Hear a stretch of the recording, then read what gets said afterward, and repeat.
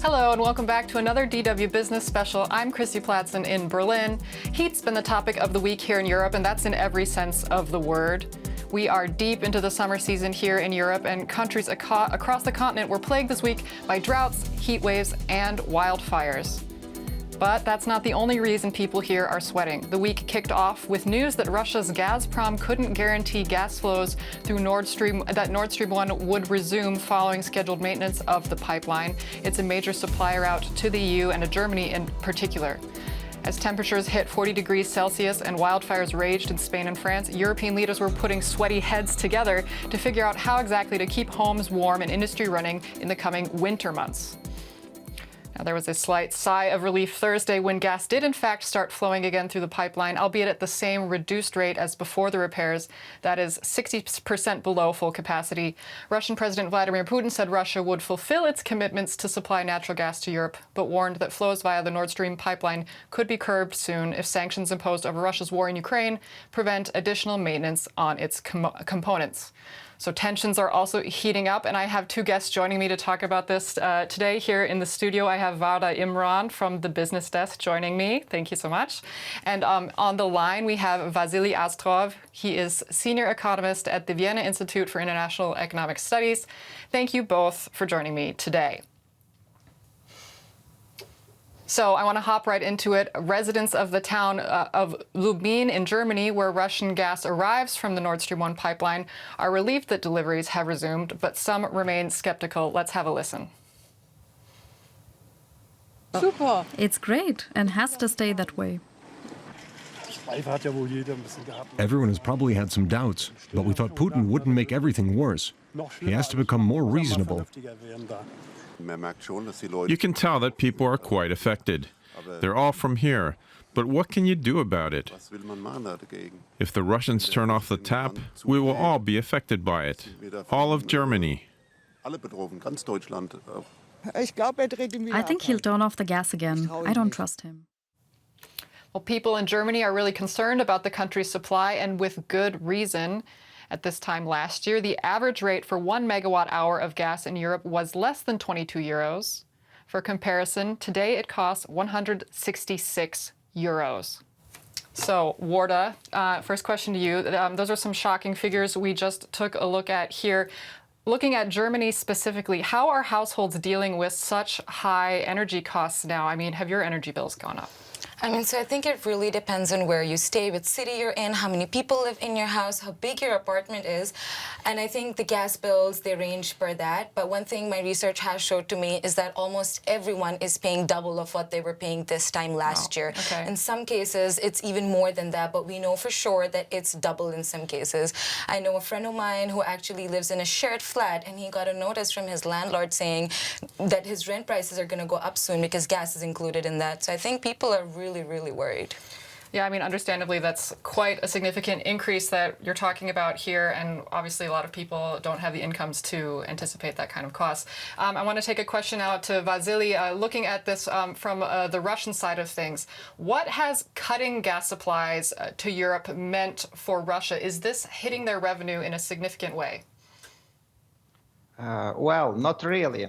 One thing is that, yes, Russia delivered less gas, but the prices are higher. So the high prices overcompensated to some extent the cuts in quantities. That is one thing. And the second thing is that gas sales are not as important to Russia as oil sales. So oil sales are about 3 times as important as sales of natural gas. And of course, we know that the oil prices are now very high. So actually, Russia is now flooded with export earnings. So no, for Russia, the answer is definitely no.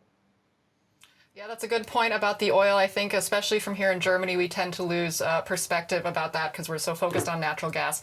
Another question to Warda here, talking again about these high prices. How exactly are households coping with them? I mean, do they just have this cash lying around? I can't imagine they do. I think people have started to internally in their own lifestyles, trying to cut their dependence on gas. I think they hear a lot also from politicians and leaders saying you should take maybe shorter showers, maybe you should turn your lights off and not take those things for granted that you took before. So I think people are really taking that. Some of my friends and people in my building have actually put a cap on their gas so that they're saving 300 to 400 euros per month by just doing that. So I think people are actually looking into their own pockets to finally realize this is hitting them. It's no more pumps anymore. It's also your households. So by cap, I assume you're talking about a physical cap there that curbs. Yeah. That's definitely something that'll be interesting for Germans going into the winter months, I'm sure. So taking it back to Vasily now, looking at this from an economic point of view, we heard from those Vox Pops that people are worried that Russia could shut off the gas, but economically, how likely are they to shut down Nord Stream 1 completely this fall or winter? Economically, there is absolutely no reason, no motivation for Russia to stop supplying via Nord Stream 1. And that is basically because if they do this type of things, they will further undermine their credibility as a supplier of natural gas to Europe, which has already been shaken over the past few months. And that means that in the longer run, there will be more effort towards diversification of gas supplies and overall energy supplies away from Russia. So that means that Europe will become less dependent on Russia in the longer run. And that is not good for Russia. That will create additional problems for Russia. So all in all, economically, there is no reason for Russia to do that. But I think economic reasons are not the most important here. Because if it had been about the economy, if economic motives had been at the forefront, then Russia, after all, wouldn't have started the war either. So here, I think we really have to think about political motivations and not economic ones. Yeah, that's a really great point. We obviously, Putin's politics have played a major role in this whole war from the very beginning. Moving a little bit forward on this, Europe, of course, does not want to be left out in the cold this winter. And this week, the European Union told member states, in fact, to cut their gas usage by 15% from August until March as an emergency step.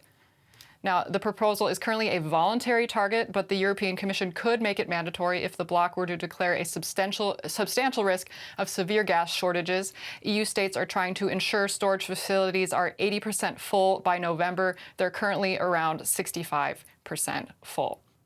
Now, European Commission President Ursula von der Leyen, she didn't mince words of what she thinks of the situation. Let's have a listen.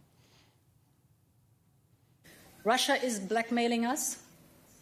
Russia is using energy as a weapon. And therefore, in any event, whether it's a partial major cutoff of Russian gas or a total cutoff of Russian gas, Europe needs to be ready. Putin is trying to push us around this winter, and he will dramatically fail if we stick together, and we'll get then stronger out of this crisis than we went into this crisis. I'm deeply convinced. Now, Vasily, again to you. You told us in a recent interview that trade sanctions wouldn't start biting Russia until quarter 3, quarter 4. We're getting into quarter 3 now. Who is in the stronger position now heading into the colder months, Russia or the EU? Russia is already in a recession, or has been in a recession starting from April or since April. That is a fact, whereas the EU is not. And this recession in Russia will get most probably only worse in autumn, yes, when the trade sanctions, Western trade sanctions start biting, and the full effect will be felt by the end of the year. So that is a fact. What will happen in the EU? As I said, at the moment, the EU is still doing reasonably well. Of course, this may change. If there is a stop to Russian gas supplies, the EU will most probably slide into a recession, but this depends on the Russian policies. So at the moment, I think what we can say is that if indeed there is a cut in supplies, that both sides will suffer. Russia will be in a recession and the EU will be in a recession as well. So it's a lose-lose situation then. Okay, well, that's a bit of pessimistic news. But, I mean, let's talk for a second about oil here. This is another Russian fossil fuel that the bloc sanctioned at the end of May. It's one that we don't talk about as much as gas. How has that been playing out, those sanctions against Russian oil here in the EU? I think it has been a big miscalculation on the part of the EU and the West more generally, specifically the design, how these sanctions were imposed. So basically the EU imposed an embargo starting from the end of this year, so from December for crude oil and starting from February 2023 for Russian oil products. That means that the physical volumes, that the quantity of oil will only stop flowing to the EU starting from the end of this year. But what we already see, what was immediately observable once this decision was announced by the EU, once the embargo was announced by the EU, was the sharp increase in prices. And partly this high level of oil prices that we observe these days is partly the result of this decision to announce an oil embargo with a time delay.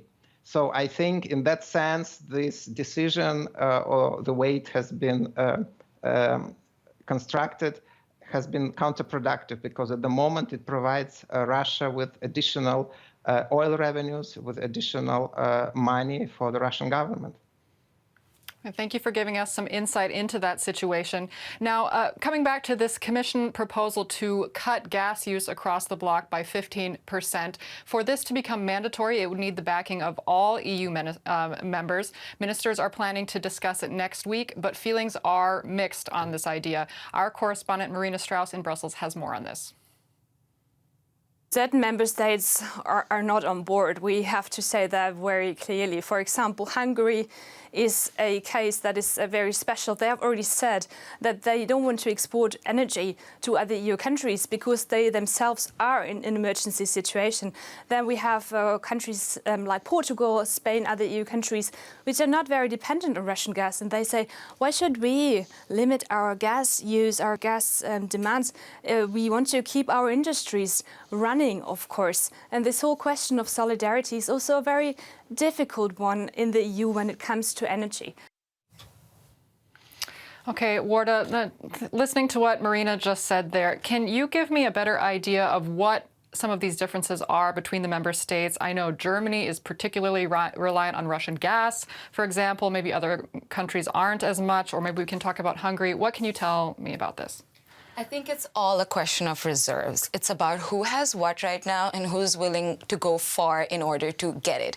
The question about Hungary is the fact that they are at dangerously low levels of gas reserves, and so they feel the need to go out of their way to secure the gas supply for their country. I mean, in the same way, Poland, for example, is in a really good position, has secured 90% or more of what they actually need.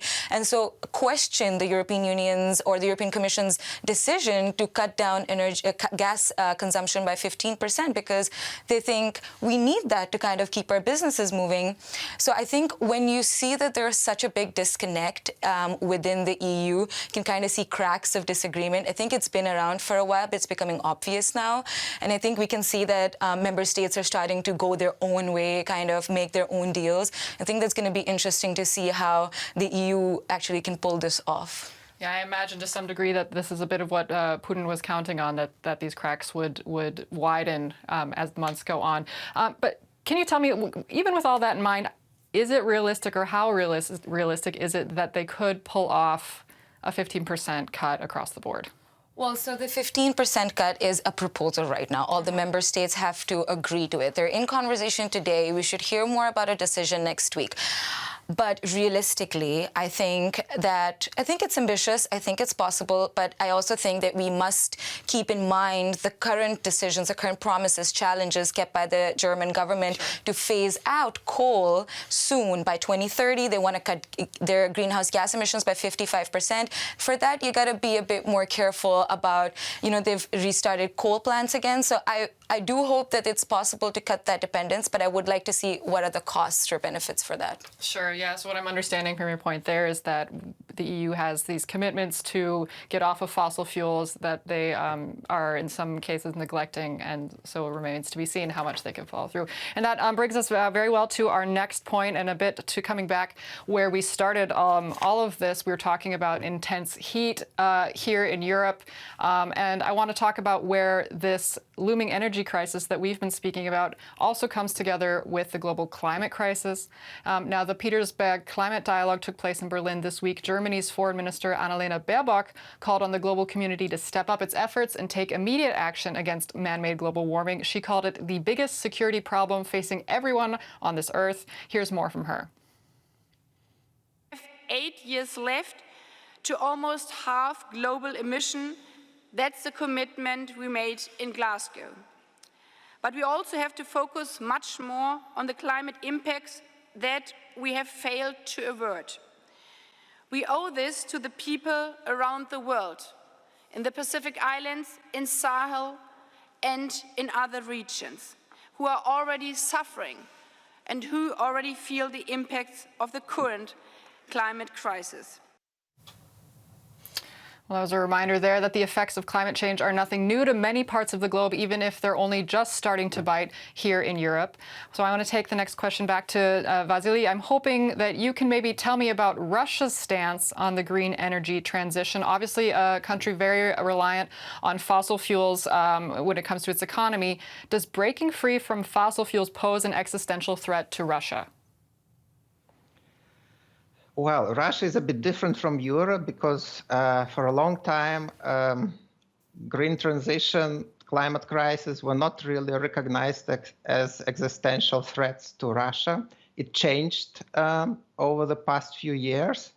Basically, once the permafrost in the Russian Arctic region started melting, and there were lots of problems with pipes falling apart and so on. There were environmental disasters. This made the Russian government change its mind, and now there is a strategy, a climate-friendly strategy in Russia. But of course, it is by far not as ambitious as the environmental plans, as the climate policies of the EU.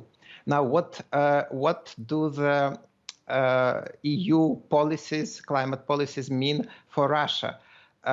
Of course, if really the EU manages to use more renewable energy, to use less fossil fuels, a large part of which comes from Russia, this is not good news for Russia, but it is not dramatic. As long as Russia can reorient its exports of oil and gas to other markets, to China, to India, to other non-Western countries, it is reasonably easy to do in the case of oil. This is already being done. So, for instance, the deliveries of Russian oil to India already jumped 50 times, starting from a low basis, for instance.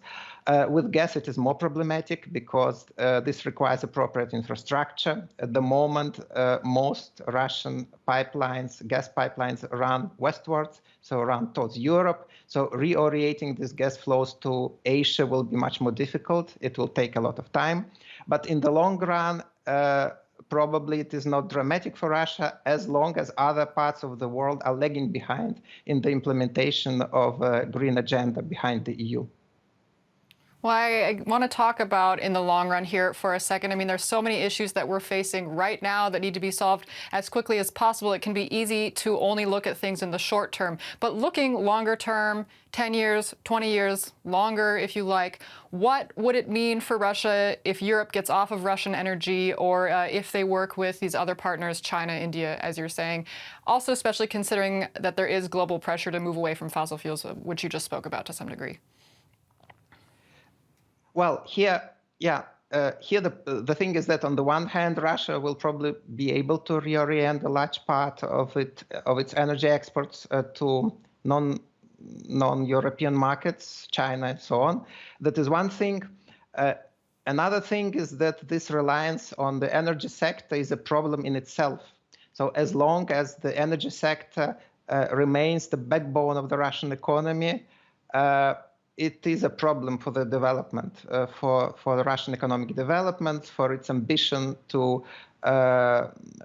sustain catching up with the richer economies. That would mean that the Russian economy would have to grow faster than the global average, and in the current situation, it looks like the opposite will be the case. So that means that on a global scale, the Russian economy will become an ever smaller part of the global economy. So I think this is a problem for Russia. That is a structural problem. This is nothing new. This excessive reliance on the energy sector. How to solve this problem? You need to invest. And this investment needs to bring new technologies. It needs to bring modernization of the economy. I think in the current geopolitical climate, it will be more difficult for Russia. And this increased trade and cooperation with China, for instance, will be able to offset the disruption of economic ties with the West only to some degree. So in the long run, the prospects for Russia are not very good, I would say. All right, well, just to round things off here, I want to go with one final short question to Vada, bringing it back here to the heat we've been facing. Here in Germany, are people more concerned about the hot temperatures, or are they more concerned about heating their apartments this winter? What's the feeling on the ground? Everything. They're concerned about the heat. They're concerned about the heating they will need in the future. They're concerned about everything. And personally, I feel like this may give birth to more grassroots movements for climate literacy, and I think that may be important. People may finally start to change their lives for the better. All right, well, we'll have to leave it there for now. That's all we have for you this week from our little business desk, but we'll be back with another business special for you next week. I want to thank my guests, Vasily Astrov and Vada Imran, for joining me today. Thank you both. Now, for your viewers, if you'd like more, please hit the like and subscribe button. I'd also encourage you to check out the DW Business series here on YouTube, Business Beyond, which takes a look at business phenomena shaping the globe. From me and the whole business team here in Berlin, thank you so much for watching. Till next time, take care.